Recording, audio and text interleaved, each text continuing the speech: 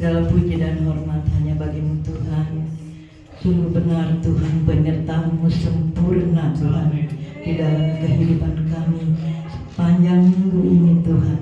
Kalau pagi hari ini kami boleh ada lagi, kami kuat, kami sehat, itu semua karena anugerah-Mu. Terima kasih Tuhan, kesempatan yang indah kami boleh memuji dan memuliakan nama-Mu lagi. Itulah Tuhan, atas terima kasih kami kepadamu Tuhan, sebab Engkau sangat baik di dalam kehidupan kami. Terima kasih Tuhan, biarlah setiap pujian dan penyembahan yang kami naikkan boleh membawa dupa yang harum di hadirat-Mu. Biarlah semuanya itu Tuhan boleh menyenangkan hati-Mu Tuhan. Inilah kerinduan kami Tuhan, untuk selalu mau menyenangkan hati-Mu. Terima kasih Tuhan Yesus, Engkau baik Tuhan. Terima kasih ya Tuhan, kalau pagi hari ini juga kami mau mendengarkan suara-Mu Tuhan. Kami rindu untuk mendengarkan selalu suara-Mu Tuhan lewat hamba-Mu di pagi hari ini. Kami percaya Tuhan, Engkau pakai hamba-Mu, Engkau urapi dengan kuat kuasa-Mu. Biarlah Tuhan apa yang hamba-Mu katakan di pagi hari ini semuanya daripada-Mu ya Bapa. Terima kasih Tuhan, terima kasih. Sebelum kami menerima firman-Mu, kami mohon Tuhan, Kau ampuni salah dan kekurangan kami. Kau layakan kami, Engkau sucikan hati dan pikiran kami Tuhan. Biarlah pagi hari ini kami mau fokus hanya kepadamu. Lewat firman-Mu Tuhan, kami boleh mendapatkan kekuatan. Terima kasih Bapa. Inilah doa kami Tuhan, kami alaskan hanya di dalam nama Yesus. Kami telah berdoa setelah mengucap syukur. Haleluya, amin.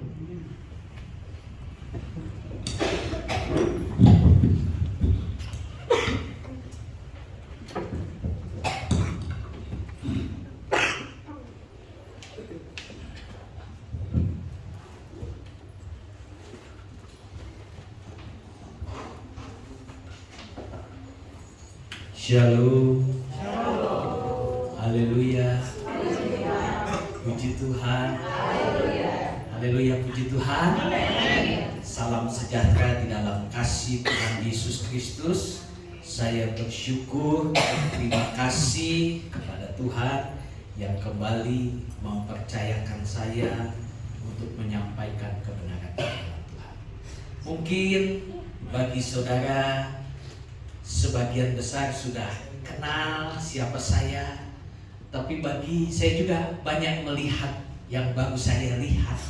Jadi tidak ada salahnya memperkenalkan diri. Nama saya Pendeta Christopher Wijaya, saya asli Cianjur.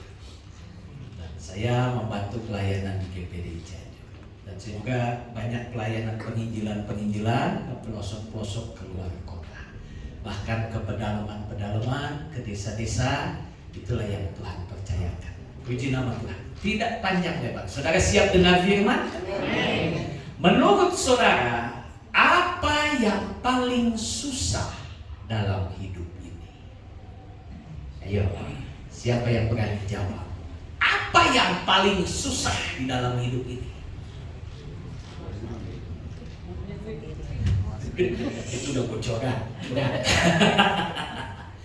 Ada. Coba tampilkan gambar pertama.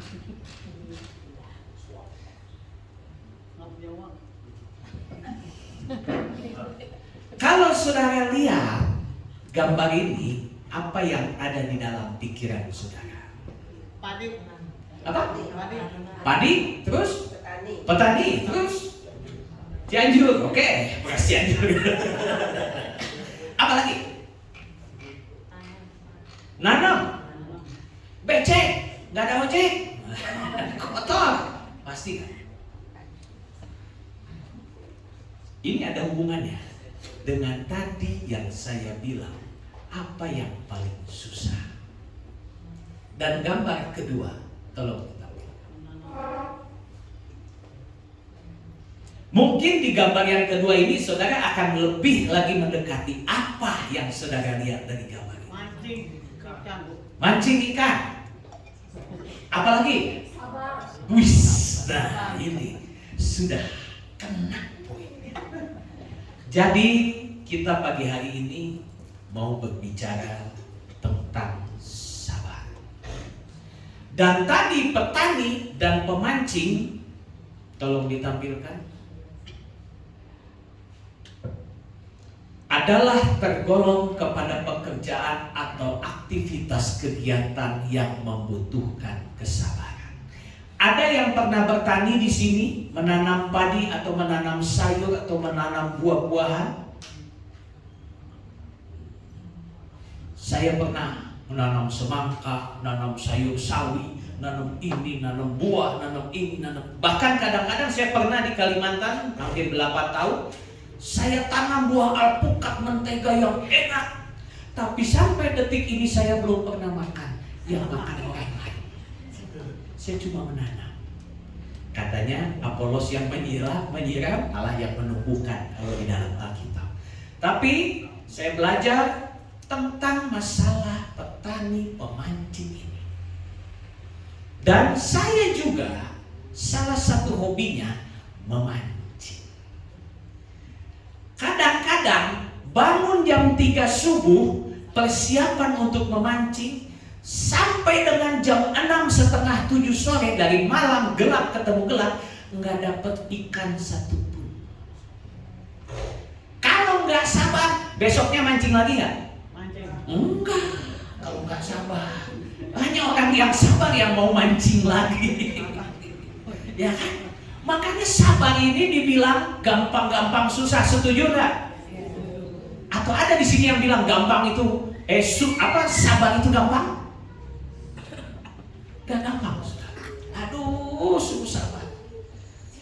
Saya belum lama ini saya alami, istri saya masuk ke dokter, setelah diperiksa ternyata batu ginjal. Jadi kumatnya jam 3 subuh, jam 4 subuh. Bangun kesakitan dan saya pun jadi ikut begadang. Selama berhari-hari begitu. Setiap jam 3 subuh dia bangun. Enggak hanya sampai di situ. Minggu kemarin saya lagi ditimpa ujian. Handphone hilang. Terus saya tanya sama Tuhan, Tuhan, apa yang harus saya sampaikan untuk jemaat di tempat ini? Tuhan kasih sabar. Itu membuat saya juga, Tuhan. Aduh, saudara, gak gampang. Udah cuma 1 hilang. Ditambah tadi istri juga masih ada terasa-terasa, belum pulih total. Makanya nggak bisa ikut bersama dengan saya. Coba kalau mau kita bayangkan, aduh itu tidak mudah. Apalagi sabar sama orang yang satu rumah. Benar apa betul? Coba saudara lihat kanan kiri saudara. Apakah itu yang membuat saudara sabar? Kalau mau jujur, tidak. Benar saudara, kadang-kadang orang yang paling dekat sama kita itu yang bikin kita jengkel, kesel. Kalau cuma kesel itu biasa, kesel tuh berarti kesel benar kalau orang Jawa tuh. Tapi sekarang kita mau belajar apa sih arti sabar itu. Tolong ditampilkan. Satu lagi.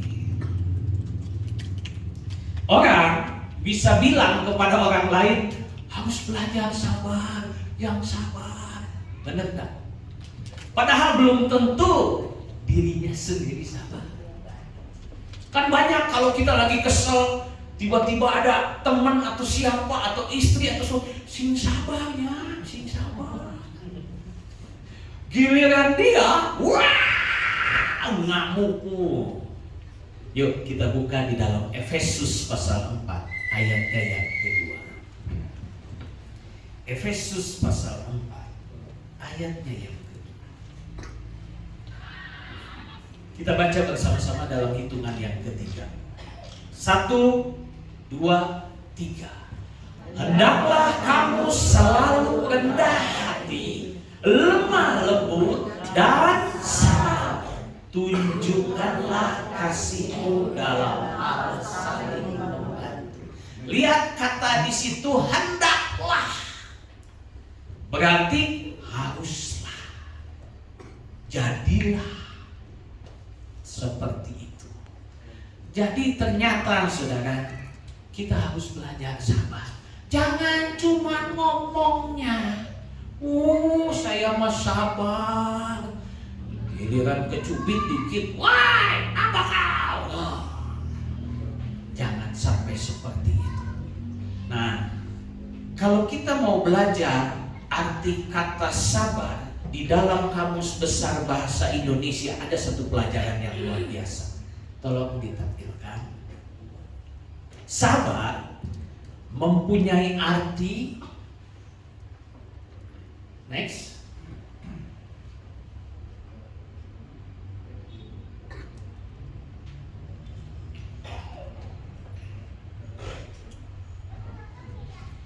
jadi ternyata di dalam terjemahan bahasa Inggris, bahasa Yunani, bahasa Ibrani hanya sedikit arti kata sabar. Tapi di dalam bahasa Indonesia mempunyai arti yang pertama, tahan menghadapi cobaan. Lihat orang sabar mah, biar dicoba begini begitu, dibikin marah begini, tetap sabar. Senyum, senyum. Biar udah dijahatin, senyum. Tapi lama-lama ngamuk, saudara. Kan? Iya, itu manusia. Sebab apa? Sabar manusia ada batasnya. Oe mah sabar. Oe mah sabar. Ni mah enggak. Katanya yang begitu. Tapi giliran duit diambil, itu sabar hilang, yang ada murka Allah, katanya. Arti yang kedua, sabar tidak lekas marah. Jadi jangan orang yang sedikit-sedikit marah ngaku dirinya sabar, nggak kaci, nggak benar. Dikit-dikit ngambek, dikit-dikit mah sabar, nggak ada ceritanya. Itu mah marah, cepat marah. Dan arti yang ketiga kata sabar, tidak lekas putus asa. Nah, saudara, ternyata orang yang nggak cepat putus asa adalah orang yang sabar. Saudara tahu Thomas Alva Edison, pencipta apa? Penemu apa? Saudara kalau belajar dari biografinya, berapa kali dia gagal? Lebih dari 10.000 kali dia gagal. Saudara dan saya kalau jadi Thomas Alva Edison, 10 kali gagal masih mau coba nggak? 20 kali gagal masih mau coba nggak? 100 kali gagal masih mau coba nggak? 1000 kali gagal masih coba nggak? Tapi lihat Thomas Alva Edison dengan sekian banyak. Padahal di sekolah dia ditolak. Udah, jangan sekolah di sini. Kamu nggak pinter. Tapi ibunya kasih semangat, ayo, kamu pasti bisa, kamu pasti bisa. Dan akhirnya setelah sekian lama dia coba, berhasil. Makanya orang yang sabar tidak gampang putus asa. Saudara, waktu saya pelayanan di pedalaman, kalau cepat putus asa, mungkin saya nggak bisa melayani di sana. Saya dijanjikan, wah nanti kamu di sini melayani begini. Udah jauh-jauh dari Cianjur datang ke sana, tiba-tiba ke sana dibohongin.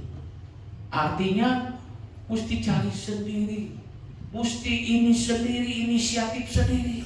Padahal dijanjikan, ada tempat saya, padahal bukan tempat dia, dan dia belum bilang apa. Aduh, saudara, bisa bikin putus asa.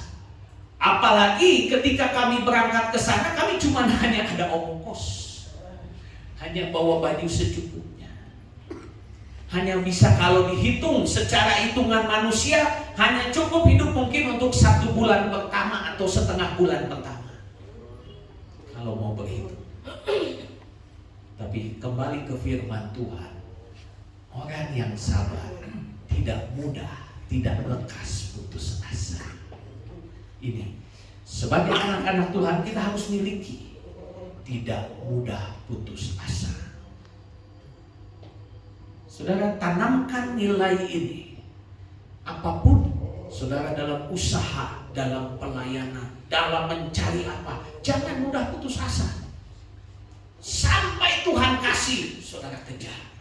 Ingat, ada satu di Alkitab cerita tentang hakim yang lalim.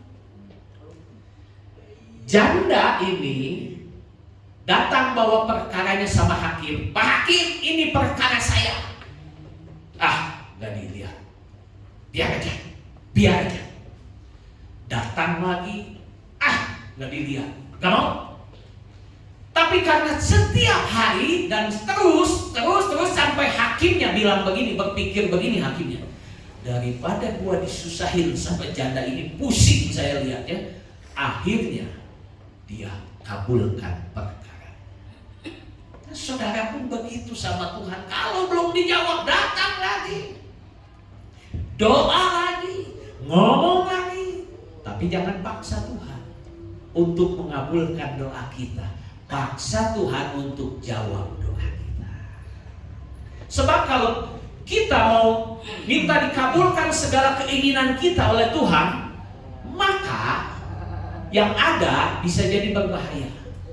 Coba saudara kalau minta segala macam pengen dikabulin. Tuhan, saya minta emas 7 kilo, dikasih Mas Bambang 70 kilo. Nah, repot dah nanti.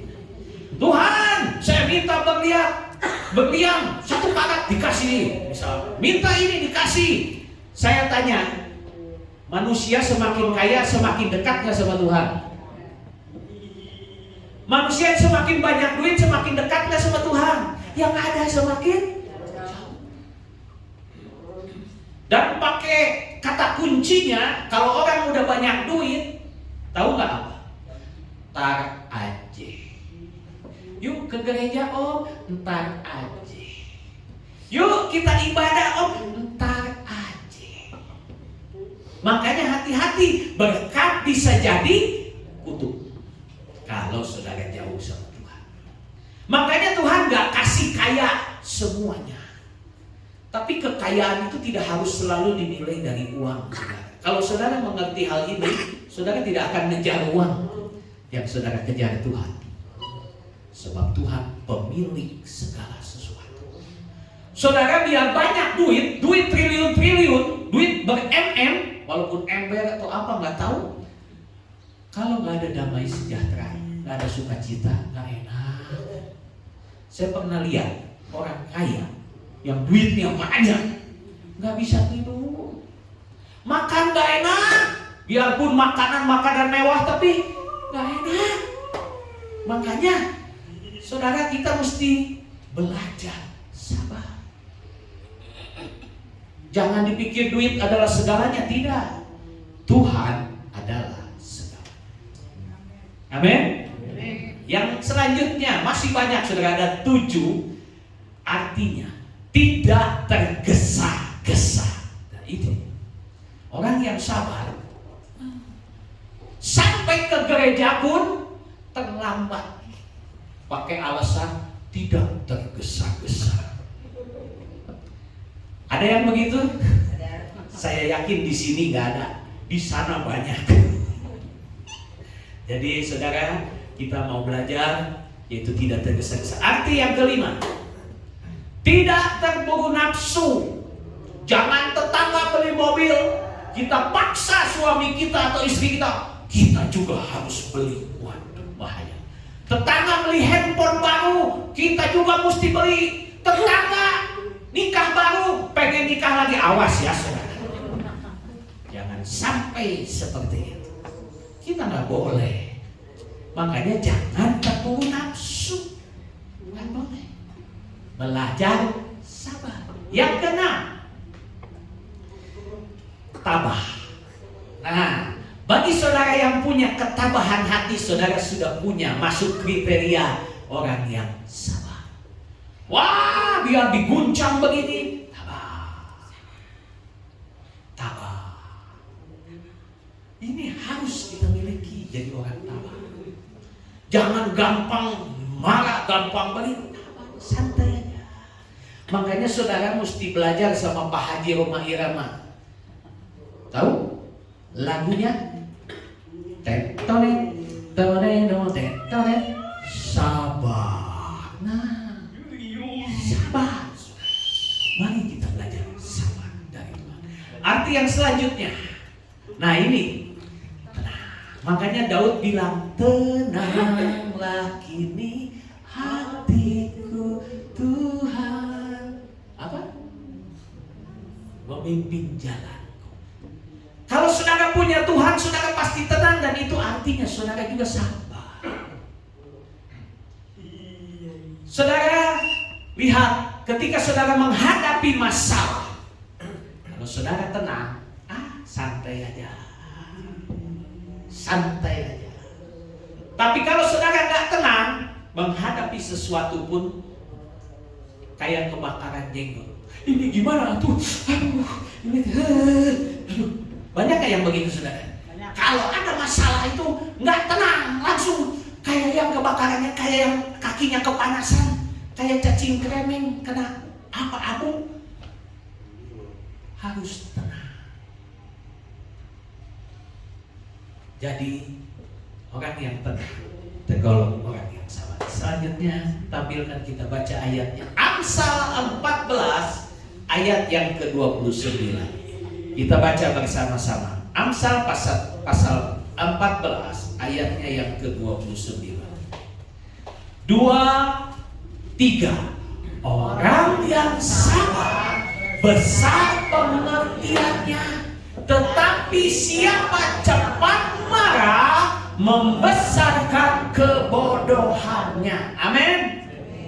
Jadi kalau saudara sabar, Raja Salomo mengatakan bahwa Anda dan saya tergolong orang yang besar pengertiannya.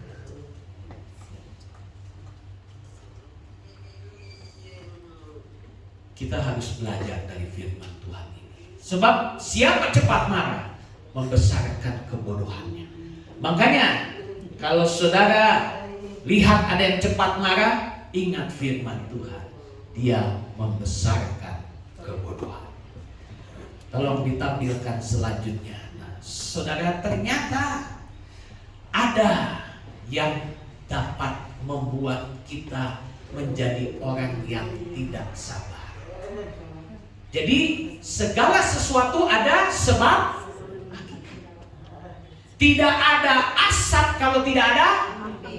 Ternyata yang pertama adalah waktu.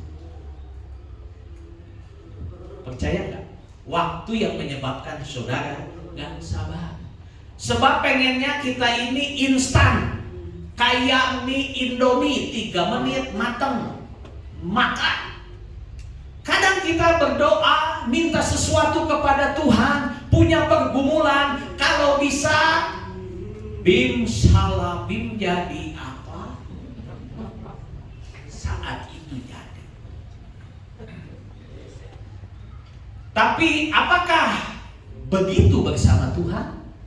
Tidak. Ada saatnya ya, ada saatnya tidak. Tuhan lebih suka prosesnya. Kalau manusia lebih suka hasilnya, Tuhan lebih suka prosesnya. Makanya ada waktu. Dalam Pengkhotbah 3 dikatakan segala sesuatu ada waktunya. Waktu lahir, waktu mati, waktu senang, waktu susah, waktu sedih, waktu happy, waktu kesusahan, semuanya ada. Waktu menikah ada. Jadi untuk segala sesuatu ada waktunya. Makanya inilah yang dapat membuat orang menjadi tidak sabar. Kalau ini oke, gak bisa diganggu gugat. Kalau yang kedua, tampilkan kelakuan, tingkah laku. Ini yang sering membuat orang jadi gak sabar. Coba kalau kelakuan suami saudara, istri saudara bikin jengkel, bisa sabar nggak saudara? Memang seperti itulah katanya. Kelakuan orang, tingkah laku orang bisa membuat kita nggak sabar. Biarpun suami istri juga, betul atau benar? Betul lah, bisa kebetulan, benar itu kebenaran. Kadang karena kelakuannya bisa bikin kita nggak sabar. Apalagi kalau istri atau suami udah bilang, nah berarti itu lagi nggak sabar dia. Coba lihat, coba ingat-ingat. Kalau suami saudara atau istri saudara sudah ada bilang itu kata kunci tadi, itu lagi nggak sabar. Dia lagi kesal, dia lagi jengkel seperti itu. Benar? Makanya hati-hati. Kelakuan, tingkah laku bisa menjadikan seseorang tidak sabar. Nah, pertanyaannya, apakah tingkah laku saudara dan saya sudah jadi berkat bagi orang lain? Puji Tuhan. Kalau sudah, puji Tuhan. Tapi jangan cuma sekali. Kalau sekalinya dibanding beratus-ratus kali, enggak, sama aja bohong. Nah, jadi kelakuan tingkah laku kita bisa menjadikan orang sabar atau tidak sabar. Yang ketiga, dikatakan tutur kata atau omongan atau perkataan kita bisa menjadikan orang tidak sabar. Contoh, saya kasih contoh. Misalkan Glenn, misalkan ya, contoh ya, tiba-tiba bilang sama seseorang wanita, perawan tua. Wow, saya yakin itu biarpun dia masih 17-15 tahun dibilang itu ngamuk saudara. Karena omongannya nggak baik, nggak benar. Karena seorang 15 tahun, 17 tahun dibilang perawan tua, kan nggak benar kan? Misalkan, tapi bukan seperti itu. Jadi lewat omongan, perkataan bisa buat orang gak sabar. Contoh lagi, suami istri. Suami sudah kasih belanja sama istri. Istri pakai, ya namanya kebutuhan kan kita tahu di zaman now. Apakah semakin menurun atau semakin meningkat kebutuhan? Meningkat. Itu pasti itu keluhan para wanita. Dikasih bulanan, ya karena nggak cukup dengan harga-harga sekarang yang mahal, habis. Terus minta lagi sama suami, Pak, tambah jatahnya Pak. Tiba-tiba suaminya ngomong, dikemanain yang kemarin? Oh saudara, itu sering kan? Langsung. Kan sudah habis, masa dihabisin? Padahal kalau orang laki-lakinya, suaminya suruh belanja, dia males saudara. Karena apa? Tahu semua mahal.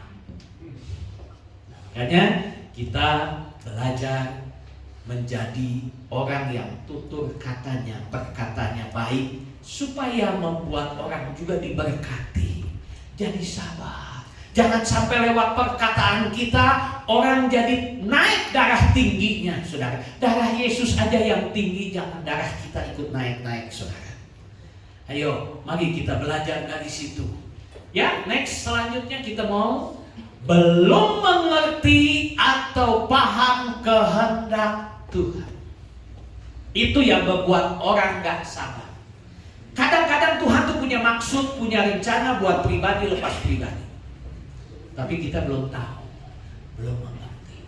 Saudara mesti tahu, setiap orang Tuhan punya rencananya masing-masing.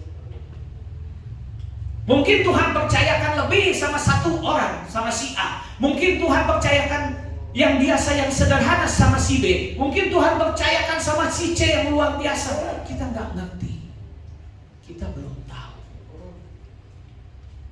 Makanya ketika kita mengerti, paham, tahu kehendak Tuhan, rencana Tuhan, kita tidak akan menjadi orang yang membuat orang lain tidak sabar. Dan orang pun akan mengerti, oh ternyata itu kehendak Tuhan. Nah, kita harus belajar di sini.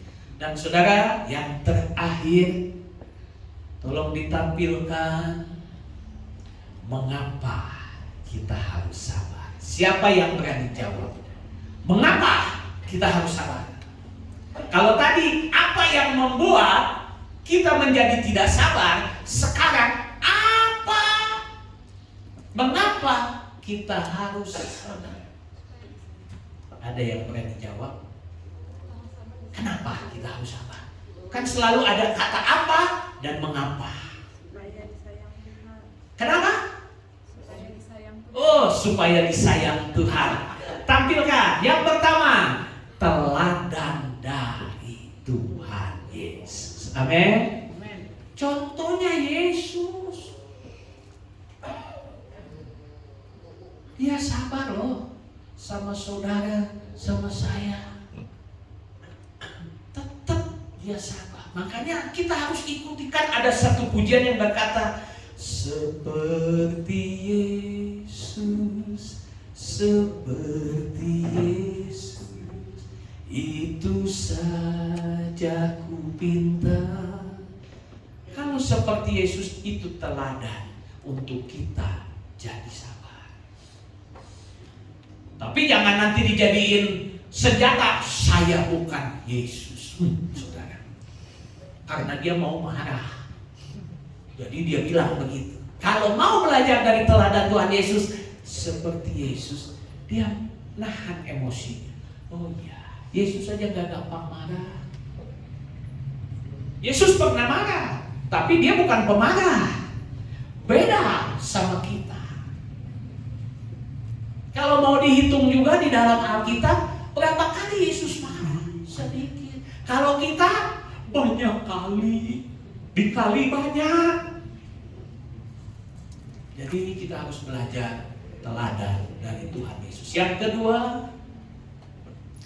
ajaran Tuhan Yesus. Saudara, bicara kasih itu pasti nempel sama sabar. Kasih itu sabar. Betul? Jadi kalau saudara miliki kasih Tuhan, saudara nggak sabar, itu Tuhannya yang mana? Tuhan atau hantu? Sebab kalau Tuhan itu penuh kasih dan penuh kesabaran. Makanya ajaran dari Tuhan Yesus itu sabar. Bahkan sampai dikatakan, belajarlah kepadaku karena aku rendah hati dan lemah. Makanya, sabar ini saya nggak berani bilang gampang, tapi saya juga nggak berani bilang susah. Karena apa? Kalau mau, judulnya begitu. Kalau mau, nggak susah. Mau nggak seperti Yesus? Mau nggak ikut ajaran Tuhan? Kalau ajaran hantu, melawan. Kalau ajaran Tuhan, kasihi musuhmu. Nah, itu saudara, sabar. Dan yang ketiga, mengapa kita harus sabar? Karena Tuhan juga sabar terhadap kita. Saya mau tanya sama saudara, kalau seandainya saudara jadi Tuhan, kalau seandainya saudara jadi Tuhan, kira-kira dunia seperti apa? Kacau kacau balau enggak? Ada satu film, dia minta sama Tuhan, nggak dikabulkan permintaan. Dia marah sama Tuhan.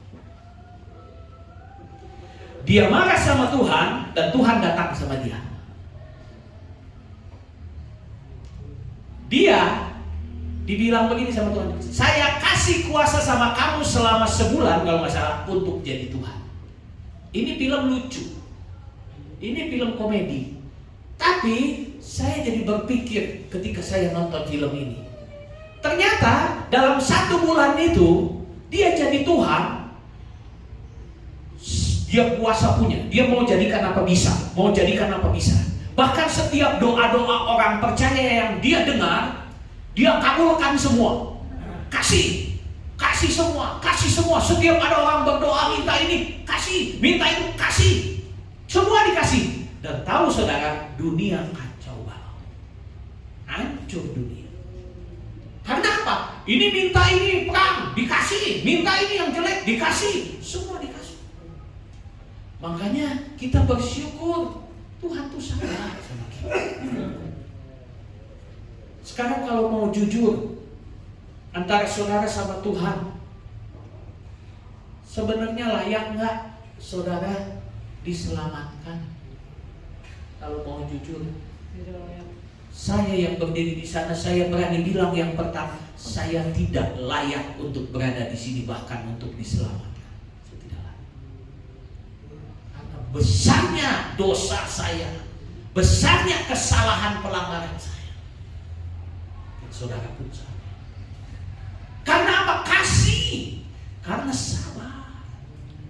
Tuhan bisa melayakkan saudara dan saya. Saudara bisa diampuni karena kasih. Kalau bukan kasih, saudara nggak mungkin bisa diselamatkan. Nggak bisa. Kebenaran saudara tidak bisa menyelamatkan. Amal ibadah saudara, kebaikan saudara tidak bisa menyelamatkan. Kenapa? Kalau itu bisa menyelamatkan, nggak usah Yesus datang ke dunia. Mungkin ajaran lain mengatakan amal ibadah kita betapa penting. Tapi ajaran Yesus mengatakan kasih Allah itu penting. Sebab apa? Kalau hanya karena amal kita, perbuatan kita, kita bisa selamat, nggak perlu Yesus turun ke dunia, nggak perlu Yesus dimati ke atas kayu salib, nggak perlu Yesus sampai mati, sampai mencucurkan darahnya, tidak perlu. Makanya saudara, kita bersyukur Tuhan sabar terhadap kita. Saudara, saya mau tanya satu hal lagi sama saudara. Saya mau ngetes saudara. Siapa di sini yang masih percaya saudara masih orang berdosa?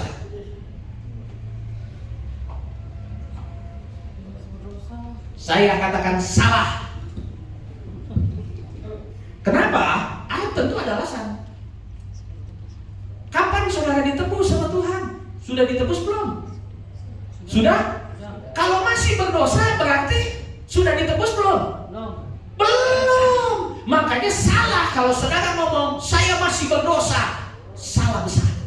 Yang benar, saya sudah ditebus.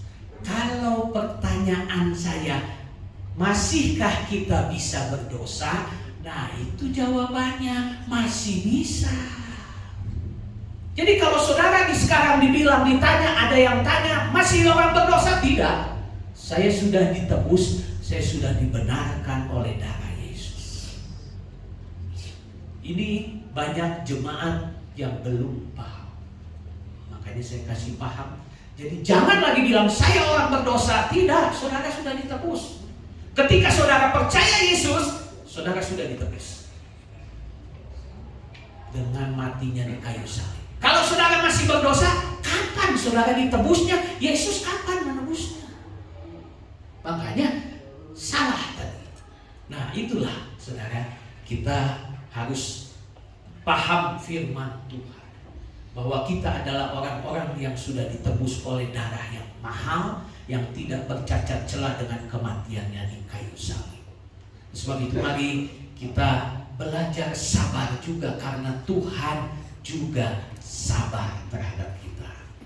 Puji nama Tuhan. Saudara, kita hanya kesabaran Tuhan yang membuat kita bisa diselamatkan.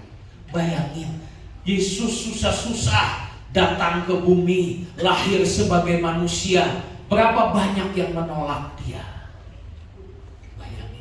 Sampai sekarang masih banyak orang Israel yang dari bangsanya sendiri yang menolak Yesus. Walaupun sudah banyak yang percaya. Mari selama Tuhan sabar, kita pun harus belajar sabar. Saudara, anggaplah kesabaran Tuhan ini semua juga ada waktunya. Selama waktunya masih ada, saudara masih bisa selamat. Tapi ketika kesabaran Tuhan sudah tidak ada, kita tidak bisa diselamatkan. Tuhan panjang kasih, Tuhan penyayang, Tuhan penyabar, tapi ada waktunya. Kalau kita masih belum ambil keputusan percaya Tuhan, kalau kita masih belum percaya Tuhan, belum menerima Dia sebagai Tuhan dan Juru Selamat, ketika waktunya habis, kita tidak bisa diselamatkan. Ingat cerita Nabi Nuh?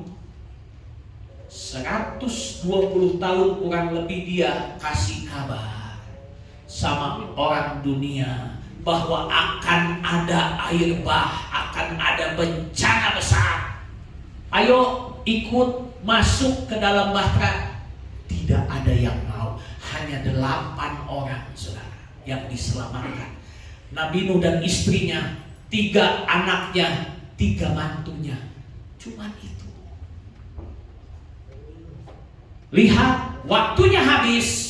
Ketika air bah turun, manusia datang sama Nabi Nuh, mau minta diselamatkan. Tidak bisa.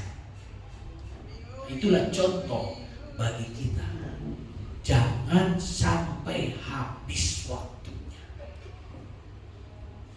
Sebab waktu Tuhan itu kita tidak akan tahu. Bahkan Yesus sendiri bilang, anak pun tidak tahu waktunya, malaikat pun tidak tahu waktunya itu akan datang. Hanya Bapa di surga sendiri. Makanya mumpung ada waktu, mari kita belajar kepada firman. Mari kita belajar sabar. Sabar, sabar. Kalau ada yang bikin kesal, bikin marah, kita ingat Yesus saja lah. Yesus saja sabar. Udah, kita juga mesti belajar sabar sama orang yang bikin kesal, bikin marah kepada kita. Saudara mau? Mau belajar sabar? Kalau saudara nggak sabar, saudara juga nggak akan bisa masuk surga. Kalau saudara nggak mau nunggu kedatangan Tuhan, saudara nggak akan. Saya mau duluan. Siap. Nanti nggak masuk ke surga, kan neraka. Makanya belajar sabar. Mau? Amin. Ya, mari saya tidak panjangkan firman. Saya undang pemain musik. Jadi kita bangkit berdiri, kita merenungkan firman Tuhan siang dan malam, supaya firman menjadi kekuatan, menjadi kesukaan, menjadi sudut pedoman dalam kehidupan. Kita nyanyikan sebuah pujian yang berkata, musim akan selalu berganti. Inilah waktunya Tuhan untuk kita mengerti firman Tuhan, untuk kita lebih memahami lagi apa yang harus kita lakukan, apa yang harus kita kerjakan. Dan biarlah itu kita tetap sabar menanti kedatangan Tuhan. Haleluya.